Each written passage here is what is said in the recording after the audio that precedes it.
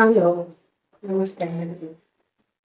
ఇది గోర్చిక్కుడు, దీన్ని చౌడకాయ అంటారు. కొన్ని ప్రాంతాల్లో మొటిక్కాయ అని కూడా అంటుంటారు. మరి మీరేమంటారు కామెంట్ అయితే చెప్పండి.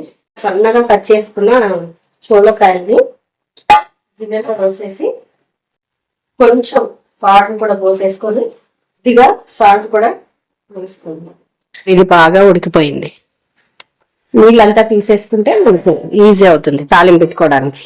ఇట్లా వాష్ చేసుకుందాం. మనకు హాఫ్ బాయిల్డ్ అయిన చిక్కుడుకాయలు రెడీగా ఉన్నాయి. ఇప్పుడు తాలింపు పెట్టేసేసుకోవాలి. స్టవ్ వెలిగించి ప్యాన్ పెట్టేసుకుందాం. ఆయిల్ ఒక 2 స్పూన్స్ వరకు వేసేసుకుందాం. ఎందుకంటే ఉల్లిపాయలు ఎక్కువగా వేసుకుంటాం అనమాట ఇందులోకి, అందుకని ఆయిల్ కూడా ఎక్కువ పడుతుంది. ఆయిల్ వేడైన తర్వాత మనం ఇది ఒక పెద్ద ఉల్లిపాయ కొంచెం ఎక్కువగానే కట్ చేసుకొని వేసుకోవాలి. అందుకని నేను పెద్దది అయితే ఒకటి తీసుకున్నాను. సన్నగా ఇలా కట్ చేసుకొని వేసేసుకోవాలి. పోపు దినుసులు కూడా ఇది కొంచెం వేగిన తర్వాత వేసుకుందాం, ఎందుకంటే ఇది కొంచెం ఎక్కువగా టైం పడుతుంది వేగడానికి.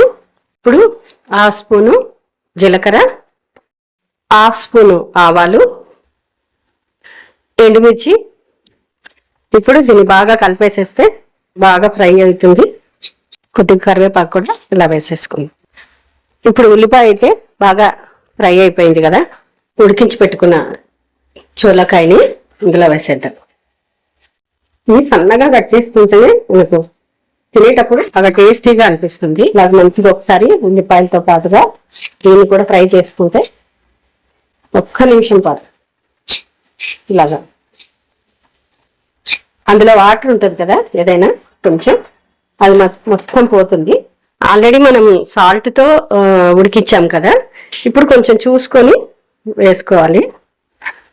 1/2 టీ స్పూన్ పసుపు, సరిపడా కారం కూడా వేసుకోండి. నేను ఇక్కడ 1 స్పూన్ వరకు వేస్తున్నాను. ఇవన్నిటిని మంచిగా కలిసే వరకు ఇలా కలిపేసేసి, మెయిన్గా దీన్ని తినాలి అంటే జొన్న రొట్టె లేకపోతే చపాతి, ఈ 2 కాంబినేషన్ సూపర్గా ఉంటుంది. సిమ్లోనే పెట్టి ఒకసారి మూత పెట్టేద్దాము. ఒక 5 నిమిషాల నుండి ఇలా తీసేయండి. ఇక ఆయిల్ అంతా బయటకు వచ్చేసి మన కూర అయితే తయారైపోయింది. ఇది జొన్న రొట్టెలోకి చపాతీలోకి అయితే ఇది చాలా మంచి కాంబినేషన్స్.